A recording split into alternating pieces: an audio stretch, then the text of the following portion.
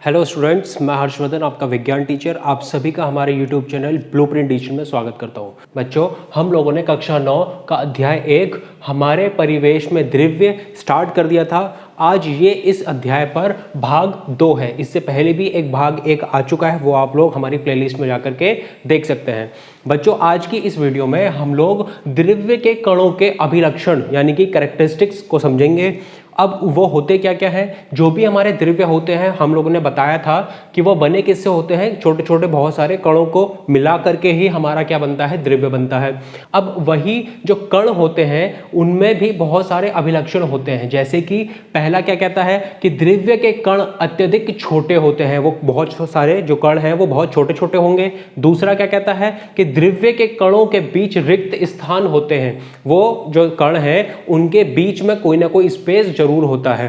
तीसरा क्या कहता है, द्रव्य के कण लगातार गतिमान रहते हैं, यानी कि वो हमेशा स्थिर नहीं रहते हैं। वो कभी ना कभी जब भी आप उन्हें देखोगे वो हमेशा लगातार गतिमान रहेंगे, वो हमेशा मोशन में रहेंगे, वो एक जगह पर ठहरे हुए या स्थिर नहीं रहते हैं। और फोर्थ क्या कहता है, द्रव्य के कण एक दूसरे को आकर्षित यानी कि अट्रैक्ट करते हैं।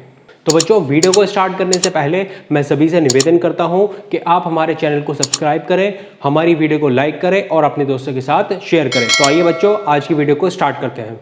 अब बच्चों, बात करते हैं हम लोग पहले कणों के अभिलक्षण की, यानी कि द्रव्य के कण अत्यधिक बहुत ही छोटे होते हैं। तो बच्चों, इसको समझने के लिए हम लोगों ने एक छोटा सा प्रयोग करा है। और वहाँ पर क्या करा, हम लोगों ने लिया एक बीकर यानी कि एक जार, और उस बीकर में हम लोगों ने क्या डाल दिया है, पोटेशियम परमैंगनेट। यानी कि हम लोगों ने एक बीकर लिया और उसमें 100 मिलीलीटर हम लोगों ने जल लिया, और उस जल में कुछ पोटेशियम परमैंगनेट के हम लोगों ने क्रिस्टल डाल दिए। तो बच्चों, जैसे ही हम लोग उसको डालेंगे और कुछ देर के लिए उसे तनु करेंगे यानी कि चलाएंगे, तो वहां पर हमें एक नया विलयन मिलेगा। विलयन यानी कि सॉल्यूशन होता है, और वो सॉल्यूशन किस किस का होगा, पोटेशियम परमैंगनेट का और जल का। जो जल कितना था, वो कितना था, 100 मिलीलीटर। जब हम लोगों ने उसको अच्छे से विलयन कर लिया, बना लिया, तो बच्चों उसका जो रंग होगा वो क्या हो जाएगा, गहरा बैंगनी रंग का। अब मेरे पास वो रंग नहीं था, तो मैंने वो जो बैंगनी रंग है उसको किस रंग से बताया है, लाल रंग से। अब बच्चों, यहां पर जब हम लोगों ने इस 100 मिलीलीटर जल में पोटेशियम परमैंगनेट को मिलाया, तो वो कैसे रंग का हो गया, गहरा बैंगनी रंग। और वो ये सारे के सारे जो है, आप ये समझिएगा कि इसके क्रिस्टल्स हैं, ठीक है। तो जब हम लोगों ने इसे मिलाया तो एक अच्छा खासा हमें गाढ़ा रंग मिला। और यहां पर इसलिए ऐसा हुआ क्योंकि पोटेशियम परमैंगनेट के सारे जो क्रिस्टल थे वो इसी 100 मिलीलीटर में मौजूद है। अब बच्चों, हम लोगों ने आगे क्या करा कि इस 100 मिलीमीटर में से 10 मिलीमीटर विलयन जो है निकाल लिया। ये 100 मिलीलीटर क्या था, जल था, और इस जल में हम लोगों ने पोटेशियम परमैंगनेट मिलाया था। जब ये पूरा विलयन तैयार हो गया, उसमें से हम लोगों ने 10 ml जो है ये विलयन निकाल लिया, और इसको हम लोगों ने अलग नए 90 मिलीलीटर जल में मिला दिया है। ध्यान रखिएगा बच्चों, यहां से 10 मिलीमीटर निकाल लिया और एक नए 90 मिलीलीटर शुद्ध जल में मिला दिया। अब बच्चों, जैसे ही हम लोगों ने पोटेशियम परमैंगनेट और जल के विलयन का 10 मिलीमीटर इसमें मिलाया, तो यहां पर भी जो रंग था वो वापस से कैसा हो जाएगा, गहरा बैंगनी रंग। लेकिन ये जो रंग होगा इस वाले पहले चित्र के हिसाब से थोड़ा सा हल्का होगा। अब ऐसा क्यों हुआ बच्चों, क्योंकि यहां पर जो पोटेशियम परमैंगनेट के क्रिस्टल थे वो ज्यादा मात्रा में थे, लेकिन जब वो यहां पर घुल गए तो वो पूरे से अच्छे से यहां पे विलयन तैयार हुआ, और जो कि गहरे रंग का था। लेकिन जैसे ही हम लोगों ने यहां पर एक नए शुद्ध जल में मिलाया, तो यहां पर जो रंग आएगा वो थोड़ा हल्का होगा। अब बच्चों, हम लोगों ने क्या करा, यहां से भी, अब जब इसमें हम लोगों ने 10 मिलीलीटर बना दिया था, तो ये कितना हो गया था टोटल, 100 मिलीलीटर। अब इसमें से भी हम लोगों ने 10 मिलीलीटर ये विलयन लिया और नए 90 मिलीलीटर जल में मिला दिया। अब ये भी कितना हो गया टोटल, 100 मिलीलीटर। लेकिन बच्चों, यहां पर जो क्रिस्टल मौजूद थे पोटेशियम परमैंगनेट के, वो इस वाले से भी और कम होंगे। तो यहां पर क्या हुआ, जो रंग आया वो इसके कंपैरिजन में भी और हल्का आएगा। ध्यान रखिएगा, यहां पर सबसे गाढ़ा, फिर यहां पर हल्का रंग हुआ, और यहां पर और भी हल्का हो गया। अब फिर से हम लोगों ने यही करा बच्चों, इस 100 मिलीलीटर में से 10 मिलीलीटर विलयन ले लिया और यहाँ पर हम लोगों ने एक नए 90 मिलीलीटर शुद्ध जल में मिला दिया। अब जब मैं इसको यहाँ पर मिलाऊंगा तो भी यहाँ पर क्या होगा, रंग बैंगनी रंग का आ जाएगा या गुलाबी रंग बोल सकते हैं, लेकिन जो इनके कंपैरिजन में होगा वो रंग बहुत ही हल्का हो जाएगा। तो हम लोगों ने जैसे जैसे ये रिपीट करते जाएंगे प्रोसेस को, जो रंग है पोटेशियम परमैंगनेट और जल का वो क्या होगा, और हल्का होता चला जाएगा। ठीक है ना बच्चों। तो बच्चों जैसे हम लोग उस प्रोसेस को बार बार रिपीट करते रहेंगे, पोटेशियम परमैंगनेट और जल का जो विलयन था पहले वाले में गहरा आएगा और जैसे जैसे वो रिपीट होता जाएगा वैसे वैसे जो रंग है वो हल्का होता चला जाएगा। तो देखिए विलयन के रंग की तीव्रता तनुता के साथ घटती जाती है। तो जैसे जैसे वो मिलता जाएगा, अलग नए 90 मिलीलीटर शुद्ध जल में मिलेगा, वैसे वैसे जो उसका रंग है वो और हल्का होता चला जाएगा। बच्चों इस प्रयोग से हमें यह निष्कर्ष निकलता है कि पोटेशियम परमैंगनेट के अगर 2 या 3 क्रिस्टल भी हैं और वो बहुत छोटे छोटे क्रिस्टल हैं तो भी वो एक बहुत बड़े जल को एक रंग दे सकते हैं और वो रंग क्या होगा, बैंगनी रंग।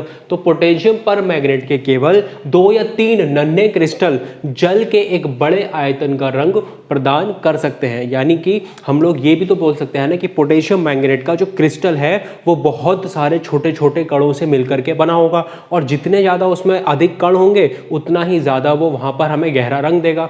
तो दूसरा पॉइंट क्या बोलता है, दूसरा निष्कर्ष क्या निकल के आता है कि पोटेशियम परमैंगनेट क्रिस्टल स्वयं बहुत छोटे छोटे कणों से मिलकर बना होता है। अब बच्चों अगर मान लो ये हमारे पास क्या है, एक क्रिस्टल है पोटेशियम परमैंगनेट का और ये बहुत सारे छोटे छोटे क्रिस्टल कणों से मिलकर के बना है, तो आप खुद सोचिए कि इसके अंदर कितने सारे कण होंगे उनसे जाकर के बना है। तो अगर मैं उनके साइज की बात करता हूं तो छोटा कण जो है वो बहुत ही अधिक छोटा होगा।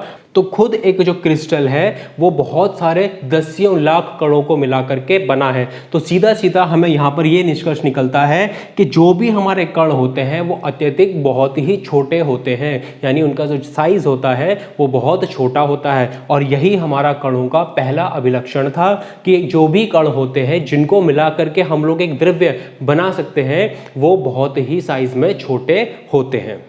अब बच्चों बात करते हैं हम लोग दूसरे अभिलक्षण की, यानी कि द्रव्य के कणों में उनके बीच रिक्त स्थान होता है, यानी कि जितने भी हमारे कण होते हैं उनके बीच में कोई ना कोई जो क्या होगा, स्पेस होगा।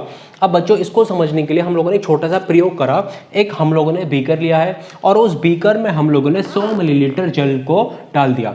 अब जो भी उसका लेवल होगा उसको हम लोगों ने बच्चों एक लाल रंग के चिन्ह से प्रदर्शित किया है। तो जैसे ही हमारा बीकर था 100 मिलीलीटर हम लोगों ने जल डाल दिया और यहाँ पर हम लोगों ने एक मार्क लगा दिया लाल रंग से, जो हमें बताएगा कि जो यहाँ पर हम लोगों ने जल था वो इस तल तक आ चुका है। ठीक है बच्चों।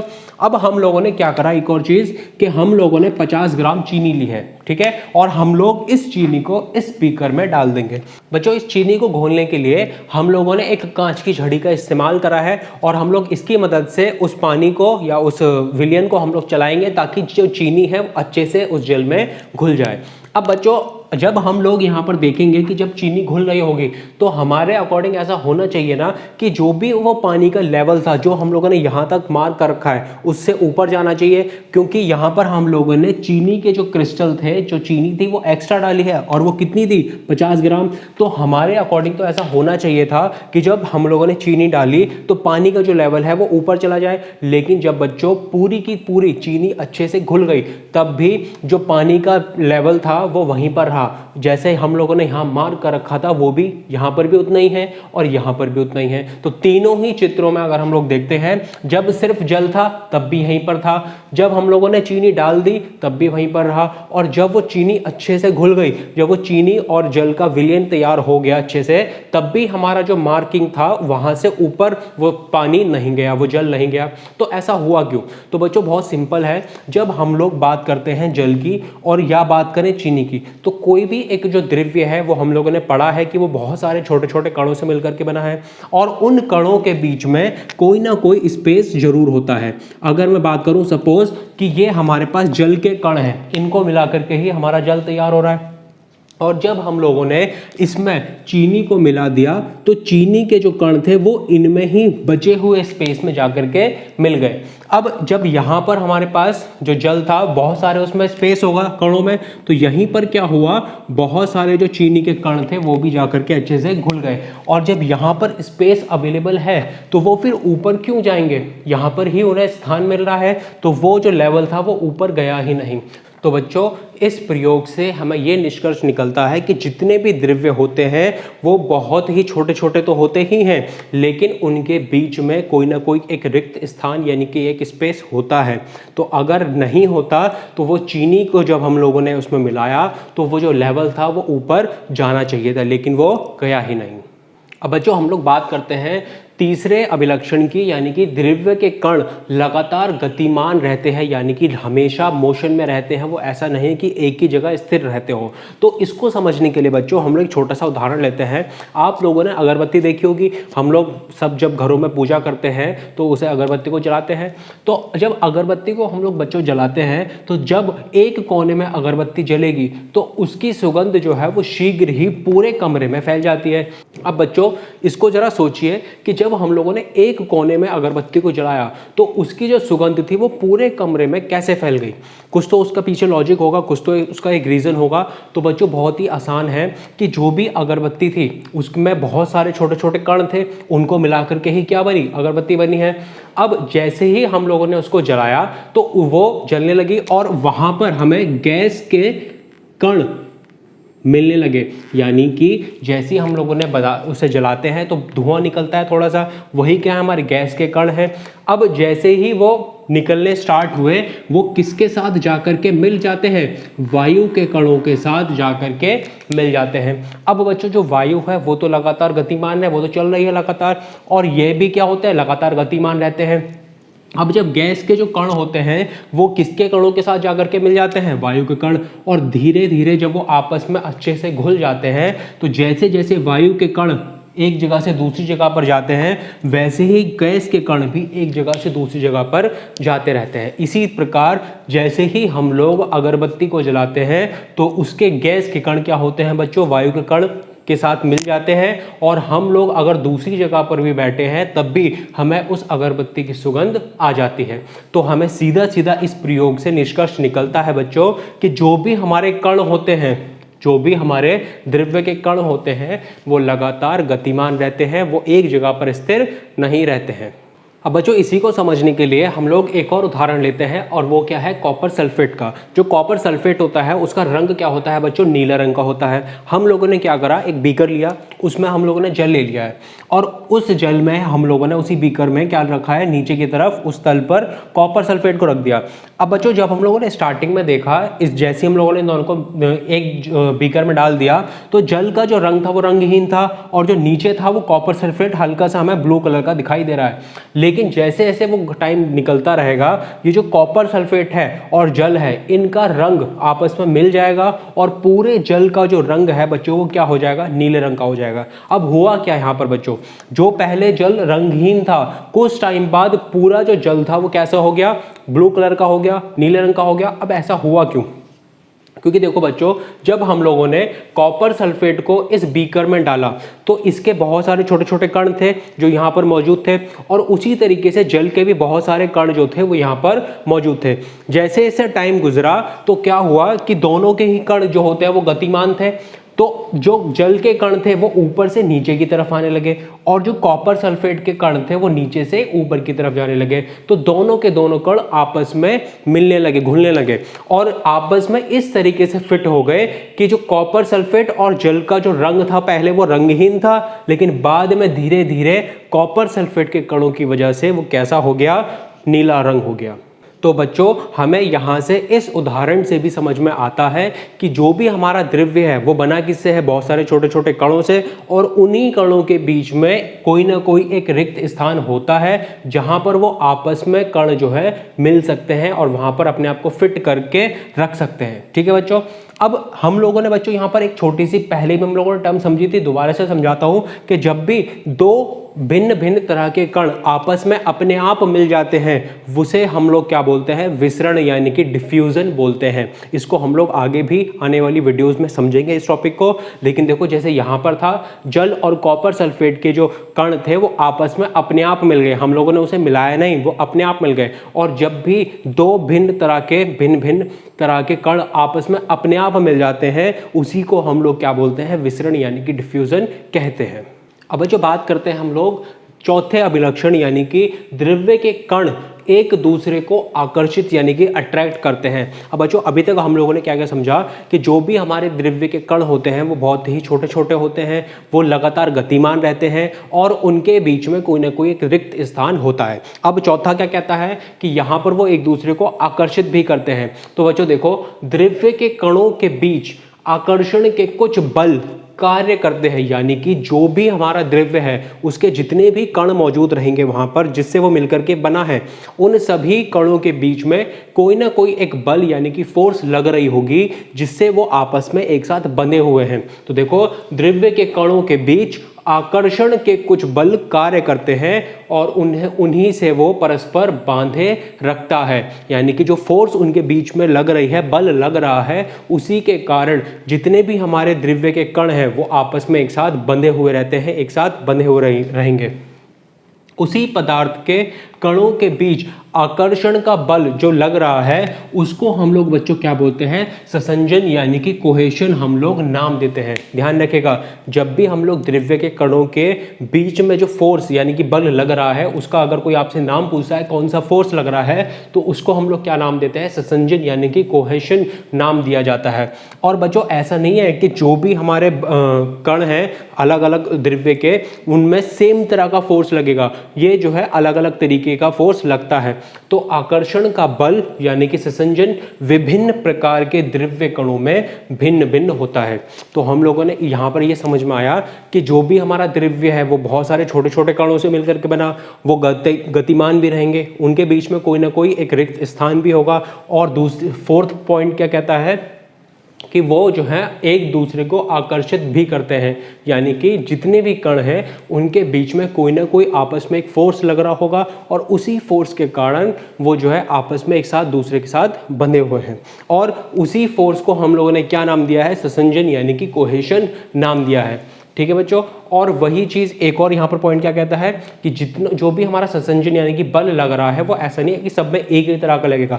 जिस प्रकार के हमारे पास वो कण होंगे द्रव्य के उसी के हिसाब से वो वहाँ पर बल कार्यगत करेगा। ठीक है बच्चों, इसी को बच्चों हम लोग एक उदाहरण से समझते हैं। मान लो बच्चों हम लोगों ने 3 तरह के द्रव्य लिए हैं, 3 तरह के अलग अलग पदार्थ लिए हैं, एक चौक का टुकड़ा, दूसरा बर्फ का टुकड़ा और एक हम लोगों ने कील ली। तो यहाँ पर 3 अलग अलग हमारे पास पदार्थ आ गए और ये जो होंगे तीनों ही पदार्थ अलग अलग कणों को मिला करके बने हैं। अब बच्चों हम लोगों ने जो फोर्थ हमारा अभिलक्षण था वो क्या कहता था कि जो भी हमारा द्रव्य होता है वो बहुत सारे कणों को मिला करके बनता है और उन्हीं कणों के बीच में कोई ना कोई एक बल लग रहा होगा जिसे हम लोगों ने नाम किया दिया संसंजन। अब बच्चों अगर मैं इन तीनों पदार्थ की बात करूं और मैं इन तीनों के ऊपर एक एक हथौड़ा या बार बार हथौड़ा मारूं, देखो जो चौक का टुकड़ा था वो आसानी से टूट जाएगा।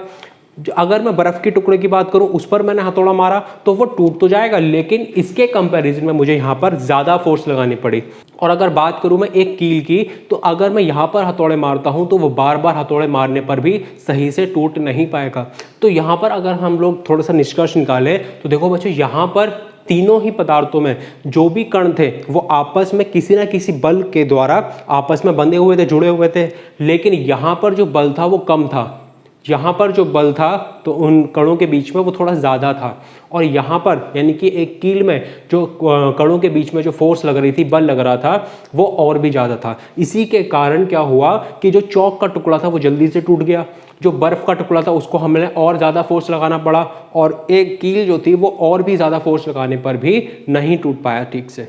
तो बच्चों हम लोगों को ये समझ में आ गया इस उदाहरण से कि जितने भी द्रव्य हैं उनके कणों के बीच में कोई ना कोई एक फोर्स लगता है, बल लगता है, और उसी को हम लोग संसंजन यानी कोहेशन नाम देते हैं। और दूसरी इंपॉर्टेंट चीज़ कि जो भी कण है जरूरी नहीं है कि उनमें एक तरह का ही बल लगे, उनमें उन कणों के अकॉर्डिंग ही वहाँ पर फोर्स लगता है। यहाँ पर कम था, यहाँ पर ज़्यादा, और यहाँ पर बहुत अधिक था। ठीक है बच्चों, इसी को समझने के लिए बच्चों मैं एक और आपको उदाहरण देता हूं। अगर आप लोग हवा में ऐसे अपना हाथ घुमाते हो तो आपने आसानी से घुमा दिया, क्योंकि यहाँ पर जो वायु के कण थे उनके बीच में जो भी हमारे पास बल लग रहा है, बहुत सारे कणों के बीच में जो बल लग रहा है वो क्या है, बहुत कम है। लेकिन अगर बच्चों आप एक बाल्टी लेते हो और वहां पर पानी भरा हुआ है उसमें, और अगर आप उसके अंदर अपना हाथ घुमाओ तो क्या होगा कि आपका जो फोर्स लगाने पड़ेगा ना वो बहुत ज़्यादा लगाना पड़ेगा, अगर हम लोग कंपेयर करें वायु के हिसाब से। ऐसा क्यों? क्योंकि जो पार्टिकल्स होते हैं, जो कण होते हैं वाटर में, वो क्या होंगे, पास पास होंगे और उनमें जो फोर्स होगा वो अधिक ज़्यादा लग रहा होगा, इसीलिए हमको भी जो अपना बल था वो ज़्यादा लगाना पड़ा। ठीक है बच्चों, तो हम लोग ये बोल सकते हैं कि जितने भी कण हैं वो आपस में एक दूसरे को आकर्षित करते हैं और किसी ना किसी एक बल के द्वारा वो आपस में जुड़े रहते हैं। तो बच्चों आज की वीडियो के लिए बस इतना ही। आगे के टॉपिक हम लोग नेक्स्ट वीडियो में कवर करेंगे। अगर बच्चों आपको ये वीडियो पसंद आई हो तो आप इसे लाइक करिए, अपने दोस्तों के साथ शेयर करिएगा, और हमारे चैनल को अगर आपने अभी तक सब्सक्राइब नहीं करा है तो जल्दी से इसे सब्सक्राइब कर ले। तो बच्चों मिलते हैं हम लोग नेक्स्ट वीडियो में। Thank you.